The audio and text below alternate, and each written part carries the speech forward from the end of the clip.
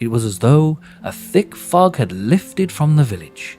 Some great, unseen weight at last rolled off their shoulders.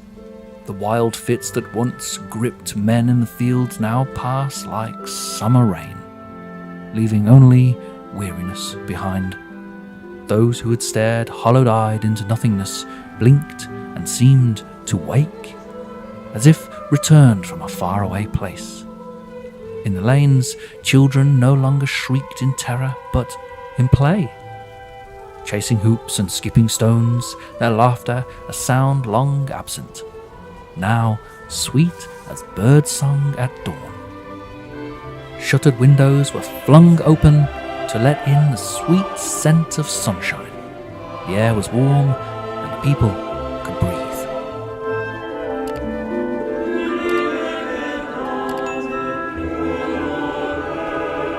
At the tavern, pitchers foamed and songs were sung until the rafters rang. Emma's father, the farmer from the valley's edge, was passing and for the first time in months felt a thirst.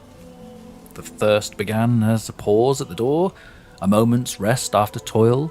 It swelled into something at the cheeks, and before long it loosened his tongue. Soon he was leaning over the bench, trading gossip and old tales as though the long silence of sorrow had never been. "Hey, Gresmere," he called, thumping the table with the heel of his hand. "Is it true your ale's improved?" The tavern keeper laughed, his voice booming above the chatter. "It's the same ale as ever, old friend. Only difference is it's made me prettier." There was a roar of agreement. Mugs clashed together, and even the walls seemed to swell with the sound, as though the tavern itself had been waiting for this return to life. At the heart of their talk, the wizard. His draught of beet-red potion was praised as a miracle. His name toasted with gratitude. Chickens were carried to his door, and soon after coins began to follow. Coppers, silvers, whatever the folk could spare. His red cloak, glimpsed passing through the square, had become a banner of hope. But on Sunday, the priest's voice broke against the tide of joy. The church had not been so full in years.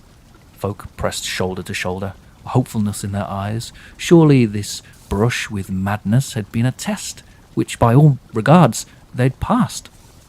Children wriggled on the benches, too restless for sermon.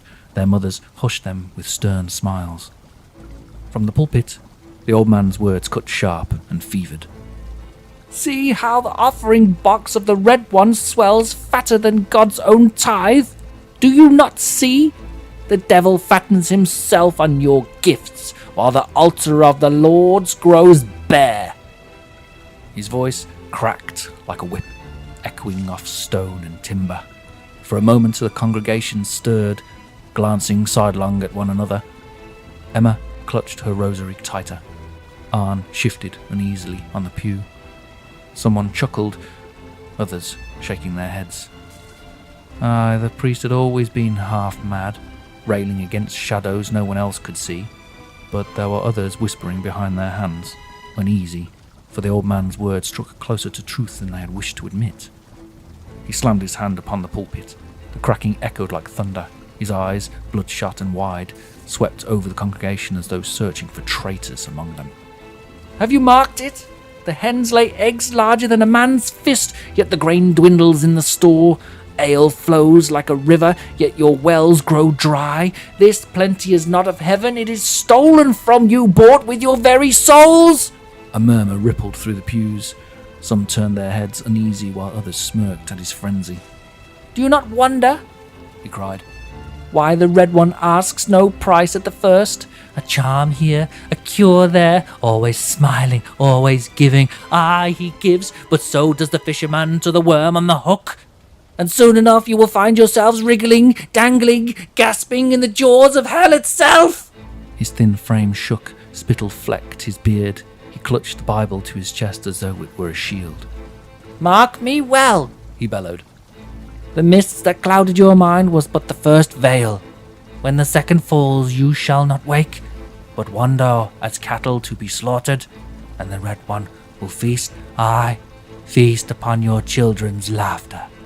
The church hushed to a fearful silence. And then someone barked a laugh, too loud, too sharp, and the spell was broken. When the sermon ended and the bell rang, the people spilled into the daylight, shaking off his words like rain. They muttered and snickered. Mad old crow.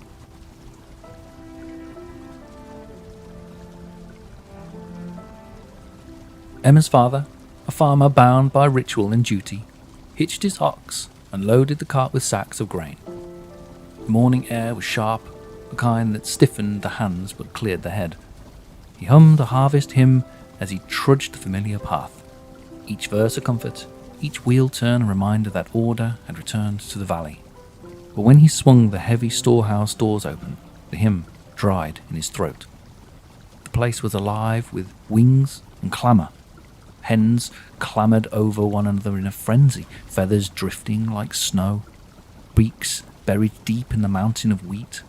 Their bodies bulged grotesquely, their combs flush with unnatural health. At the entrance, the offering box sat wide-mouthed, coins spilling like entrails, silver and copper enough to shame the tithe of any church. The farmer's hands tightened on the doorframe. And in the far corner, where once there had been nothing more than a modest cot and a stool, rose the markings of a hall fit for a lord. Crimson hangings draped the beams, a brazier burned with sweet-scented smoke, and a table bore goblets scattered as if from some midnight revel. The Red Wizard's presence was everywhere, in the silks in the scent, in the shimmering of wealth, but the man himself, nowhere to be seen. That evening the farmer's cart sat empty by the tavern door. His ale warmed, untouched before him. His voice, low at first, spread table to table like spilled drink. "Hens fat as geese," he muttered. "Stuffed on the very grain he said would kill us." Heads turned, tankards paused halfway to lips. "And the offering box overflowing, more coin than God's house has ever seen, a brazier burning, silks on the rafters. The Red One feasts well while we bleed him silver." A hush fell, then a snort broke out, rough, bitter. "Well, if the chickens can eat it," growled a farmer from the next bench, slamming his mug down, "then so can we. We've been tricked." Murmurs swelled, angry as hornets stirred. Gresmere, the tavern keeper, raised his hands, bidding calm, but the tide had turned. The wizard's cloak, once praised as a banner of salvation, began to look more and more like the robes of a thief.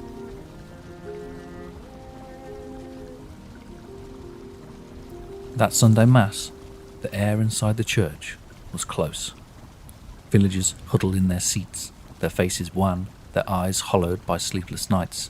The pews rattled with suspicion. The priest's voice swells from the pulpit, sharp and frantic as a raven's cry. "The devil wears a red cloak. He walks among us, feeding on your fear, fattening himself upon your offerings. You open your doors to him while your children writhe in torment. Do you not see?" Murmurs ripple through the nave. Some avert their eyes, others nod, fear tightening their jaws. Then, with a crack like a whip, the church doors burst wide. A violent gust sweeps the aisle, guttering lamps and scattering hymn sheets into the rafters. In the doorway, a shadow looms, cloaked in smoke, tall and still. A wizard or a demon? No one can be sure. Only the priest's face, blanched and trembling, gives the figure shape. The old man raises his hands to heaven, his voice breaking into thunder. "Begone, tempter! By the Lord's hand I cast thee out!" The door slams shut with a deafening clap. Darkness follows, pierced only by the sound of the hymns fluttering in the rafters. When the congregation dares to stumble outside, the figure is gone. Not a footprint, not a trace, only the echo of the slam of the priest's ragged cries. Relief breaks like a fever. "He is banished," they murmur. "The wizard is gone?" Yes, and with him the red potion too. The jars are emptied, the draught no longer flows. With the wizard's departure, the grain silo is unbarred, its doors swung wide. The villagers take what they need and gather the hen's eggs in baskets heavy and warm. For a time, it seems balance is restored. The fields are worked, the tavern stirs with life, and baskets of eggs fill every hearth. But as autumn deepens, the nights grow long. Each evening the western sky burns redder and nearer, as though some hidden fire smoulders just beyond the horizon, and on the wind, faint but certain, drifts the sound of a woman singing. The fairies are coming, the fairies are coming. Well, that's all I've got time for. Don't forget to like and subscribe. The roads are long and winding, but they have a way of crossing again. So when next you find yourself wandering this way, you'll know where to find me. Safe travels.